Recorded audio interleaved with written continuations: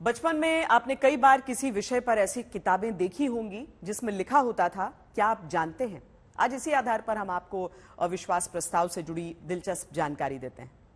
क्या आप जानते हैं कि आजादी के बाद अब तक संसद में सरकारों के खिलाफ कुल 28 अविश्वास प्रस्ताव आ चुके हैं?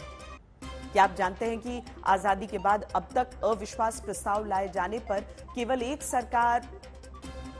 सरकार मोरारजी देसाई की ही गिरी है? क्या आप जानते हैं कि 1952 में अविश्वास प्रस्ताव लाने के लिए 30 सांसदों के समर्थन की जरूरत पड़ती थी, लेकिन अब कम से कम 50 सांसदों के समर्थन से अविश्वास प्रस्ताव लाया जा सकता है? क्या आप जानते हैं कि पहला अविश्वास प्रस्ताव चीन युद्ध के बाद जवाहरलाल नेहरू की सरकार के खिलाफ कांग्रेस के ही नेता आचार्य जे.बी. कृपलानी लेकर आए थे?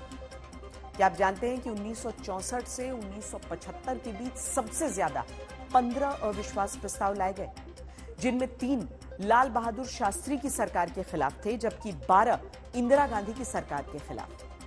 क्या आप जानते हैं कि देश में सबसे ज्यादा अविश्वास प्रस्ताव लाने वाले नेता का नाम ज्योतिर्मय बसु है, जो 4 अविश्वास प्रस्ताव लगातार इंदिरा गांधी की सरकार के खिलाफ लाए थे?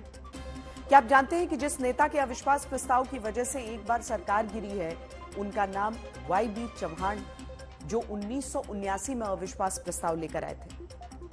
प्रधानमंत्री मोदी को पहले अविश्वास प्रस्ताव का क्यों सामना करना पड़ा था, इसके बारे में आगे बताएंगे। उससे पहले याद कराते हैं 2018 का वो भाषण जब पीएम ने अविश्वास प्रस्ताव के खिलाफ बोलते हुए विपक्ष का जवाब चुन चुन कर दिया था। अहंकारी है जो कहता है कि हम खड़े होंगे तो प्रधानमंत्री 15 मिनट तक खड़े नहीं हो पाएंगे।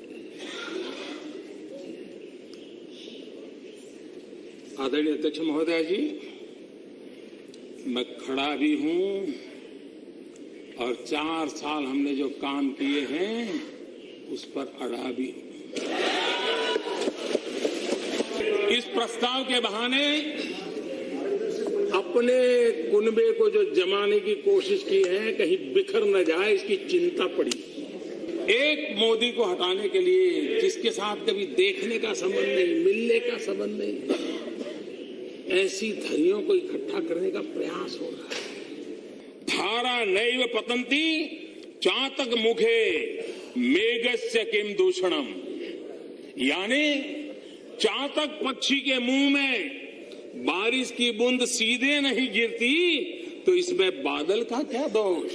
मैं भी भगवान शिव को प्रार्थना करता हूं, मैं 125 करोड़ देशवासियों को भी प्रार्थना करता हूं, आपको इतनी शक्ति दें कि 2024 में फिर से आप अविश्वास प्रस्ताव ले आए।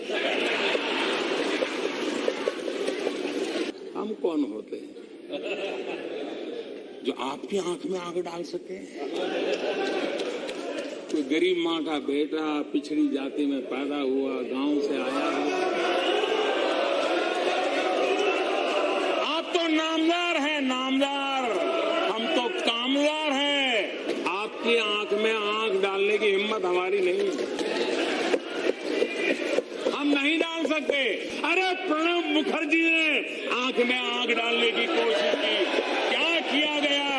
अरे इतना ही नहीं, हमारे शरद पवार जी ने आंख में आग डालने की कोशिश की थी, उनके साथ भी क्या किया गया था? आंखों की हरकतों ने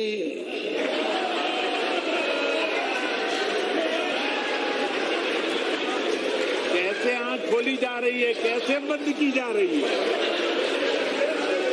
ये आंखों का खेल। आपका विषय आएगा, अरे जरा बारी बारी से आने दो, किसी को छोड़ने वाला नहीं, आप चिंता मत कीजिए, हर किसी का सम्मान करूंगा, आप चिंता मत कीजिए। और वो तो डूबे हैं, लेकिन उनके साथ जाने वाले भी, हम तो डूबे सनम, तुम भी डूबोगे, इनका भी यही हाल होने वाला है।